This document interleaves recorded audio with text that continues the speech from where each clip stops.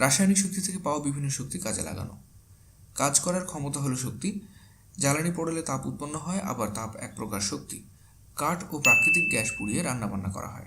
তাপ শক্তিকে সরাসরি ব্যবহার করে ইট ও মাটির তৈরি বিভিন্ন তৈজসপত্র পোড়ানো হয়।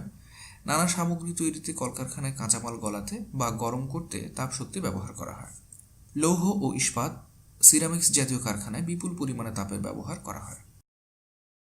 বিভিন্ন খনিজ জ্বালানি যেমন কয়লা, পেট্রোলিয়াম ও প্রাকৃতিক গ্যাসকে জ্বালানি হিসেবে তাপ ইঞ্জিনে পুড়িয়ে মোটরগাড়ি, জাহাজ, বিমান, রেলগাড়ি ও অন্যান্য ইঞ্জিন চালিত যানবাহন চালানো হয়। পেট্রোলিয়াম পুড়িয়ে শ্যালো ইঞ্জিনের চাকা ঘুরিয়ে গভীর থেকে পানি উত্তোলন করা হয়। আমরা বাসাবাড়িতে কেরোসিন বা মোমবাতি পুড়িয়ে আলো জ্বালাই। অন্যদিকে আধুনিক কালের সবচেয়ে জনপ্রিয় শক্তি হলো বিদ্যুৎ। আমরা সর্বক্ষেত্রে বিদ্যুতের ব্যবহার দেখি।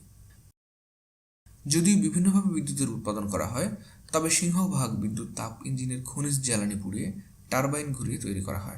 আমরা তড়িৎ রাসায়নিক কোষ ও ব্যাটারির মাধ্যমে রাসায়নিক শক্তিকে বিদ্যুৎ শক্তিতে রূপান্তর করে আলো জ্বালানো, রেডিও, টিভি চালানো, পাখা ঘোরানো প্রভৃতি কাজে ব্যবহার করে থাকি।